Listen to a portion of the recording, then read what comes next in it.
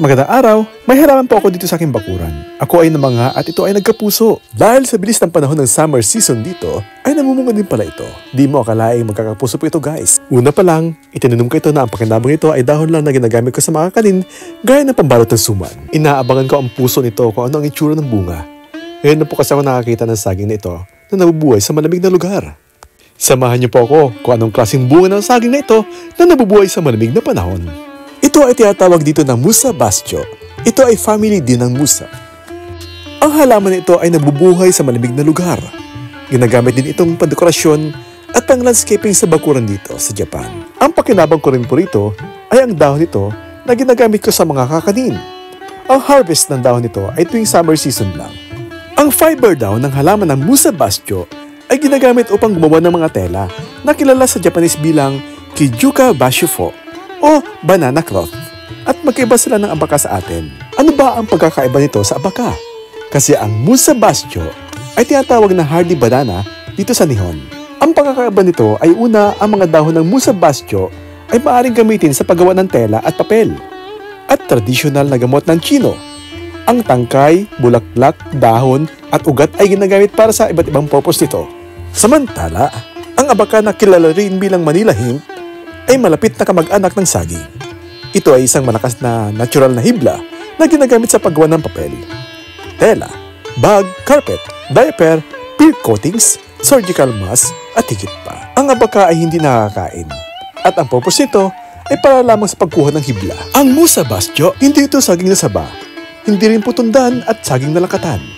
Hindi ito ordinaryong saging na kagaya sa atin at nabubuhay ito sa bansang Japan kung saan may malamig ang panahon. Ito ay tinuturing na frost hardy, na kung saan na mahusay na insulated na makapal na mold at kaya ng balot nito sa mga lugar na may temperatura ng taglamig na maabot hanggang negative 12 degrees Celsius.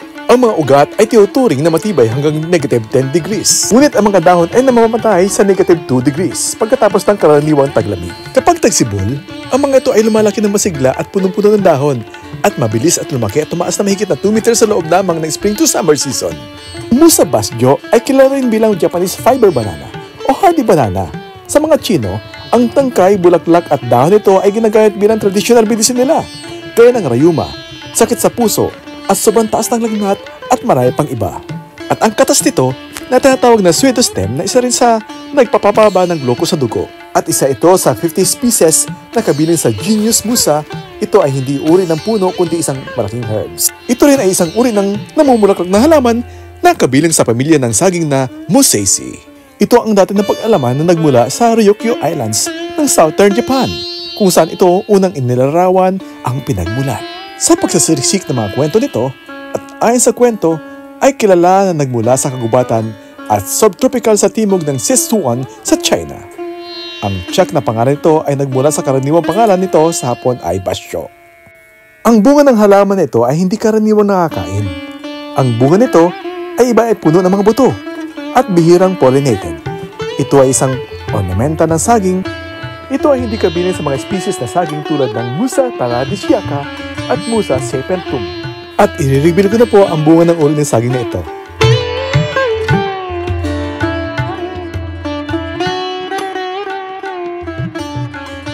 Guys, nakuha na po natin yung bunga ng saging. Okay? So ayan na guys, at nakuha na po natin yung saging. Yung bunga ng saging na ating inabangan. At makikita niyo po kung anong klaseng saging po ito. Okay, kunin ko po. Okay. Okay guys!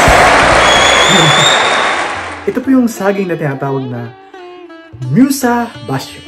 Buksan po natin kung anong tsura po ito sa loob. Grabe ng liit mga kapatid. Napakalit lang po siya. Mas malaki pa ata yung daliri ko. Ang tanong, kinakain po ito? Ayun guys, ito. Wala pong sira siya. Bubuksan po natin siya kung ano yung tsura ng loob ito. Wala talaga. Musa bastio banana na hinog sa puno. Nung binuksan natin siya mga kapatid, wala talaga pong laman. As in, wala. Hindi natin po siya mapapakanabangan at hindi po natin siya makakain. Okay? Nawa po ay may kapulutan kayo na aral sa kwento kung ano nga bang klaseng saging ang tumutubo dito sa bansa na may malamig na panahon, gaya ng Japan.